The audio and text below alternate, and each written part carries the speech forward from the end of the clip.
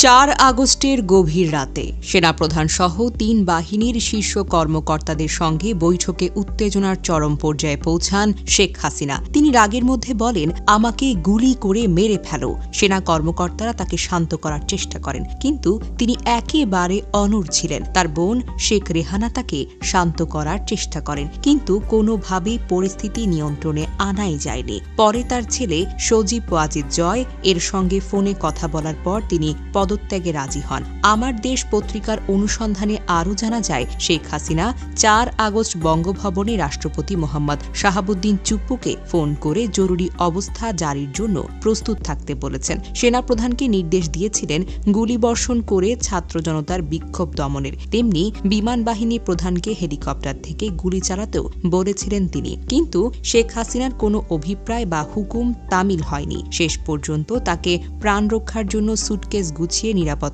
অবস্থানে যেতে ৪৫ মিনিট সময় বেঁধে দেওয়া হয়েছে। গণভবনে দুপুরের খাবার রান্না করা ছিল, কিন্তু খাওয়ার সময়টা আর ছিল না। বিমান বাহিনীর C-130J বিমান করে ভারতে পালিয়ে যেতে হয়েছে তাকে। এই সময় তিনি ১৪টি সুটকেস সঙ্গে করে নিয়ে যান। সুটকেসগুলো ঠিকঠাকভাবে বিমানে উঠেছে কিনা সে ব্যাপারে নিশ্চিত হন। সংশ্লিষ্ট সূত্র জানায়, শেখ হাসিনা তেজগাঁও কুর্মিটোলা বিমানবন্দর থেকে যুক্তরাষ্ট্রের তৈরি বিমান বাহিনীর C-130J এই বিমানে দুপুরে ১২টা ৪০ মিনিটে ফ্লাই করে। বিমানটির পাইলট ছিলেন গ্রুপ ক্যাপ্টেন শামীম রেজা এবং উইং কমান্ডার গোলাম রসুল চৌধুরী। গণভবন থেকে গাড়িতে করে কুর্মিটোলা যাওয়ার জন্য প্রথমে জেদ ধরেন প্রধানমন্ত্রী। তাকে নিষেধ করা হলো।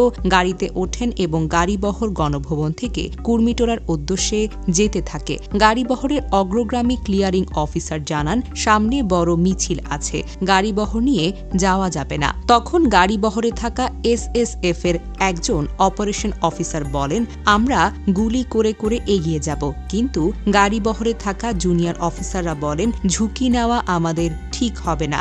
মবের সামনে পড়লে সবাই মারা যেতে পারে। ফলে গাড়িবহর ঘুরিয়ে গণভবনের পেছনে বাণিজ্য মেলার মাঠে নেওয়া হয়। এরই মধ্যে রাশিয়ার তৈরি হেলিকপ্টার কল করে এনে প্রস্তুত রাখা হয়। হেলিকপ্টারে ওঠেন প্রধানমন্ত্রী শেখ হাসিনা, তার বোন শেখ রেহানা এবং জেনারেল তারেক সিদ্দিকী, তার স্ত্রী এবং তার একটি শিশু মেয়ে। হেলিকপ্টারটি সেখান থেকে কুর্মিটোলায় যায়। পাইলট ছিলেন এয়ার কমডোর আব্বাস এবং গ্রুপ ক্যাপ্টেন রায়হান কবির। হেলিকপ্টারটি ১২টা ৩০ মিনিটে কুর্মিটোলায় পৌঁছালে বেস কমান্ডার হিসেবে দায়িত্বে থাকা এয়ার ভাইস মার্শাল ABM আউয়াল তৎকালীন প্রধানমন্ত্রী শেখ হাসিনাকে রিসিভ করেন। এই সময় উইং কমান্ডার জাকি আনোয়ার গণভবন থেকে সঙ্গে আনা শেখ হাসিনার ১৪টি সুটকেস বিমানে উঠিয়ে দেন।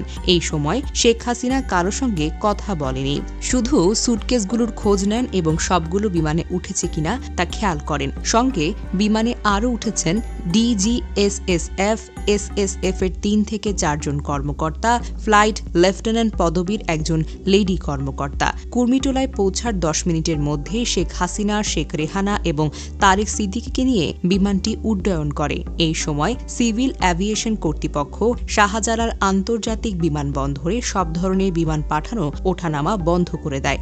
C-130J বিমানটি ট্রান্সপন্ডার বন্ধ করে উড্ডয়ন করে, যাতে রাডারের সঙ্গে যোগাযোগটি সংযোগ না হয়। সাধারণত বিমান উড্ডয়ন করে নর্থ বেঙ্গল হয়ে ঘুরে যায়, কিন্তু এই বিমানটি আকাশে উঠে নর্থ বেঙ্গলে না গিয়ে ত্রিপুরার দিকে চলে যায়, যাতে খুব অল্প সময়ে সীমান্ত পার হতে পারে।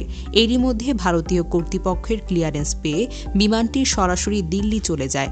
নামে দিল্লির উপকণ্ঠে উপপ্রদেশের গাজিয়াবাদের হিন্দন বিমান ঘাঁটিতে। সেখানে ভারতের নিরাপত্তা উপদেষ্টা অজিত দোভাল শেখ হাসিনাকে অভ্যর্থনা জানায়। জানা গেছে, শেখ হাসিনা সেখানে অজিত দোভালকে ঢাকায় আক্রমণ করতে বলেন। শেখ হাসিনাকে হিন্দন ঘাঁটিতে নামানোর পর রিফুয়েলিং করে বিমানটি কর্মকর্তাদের নিয়ে ঢাকায় ফিরে আসে।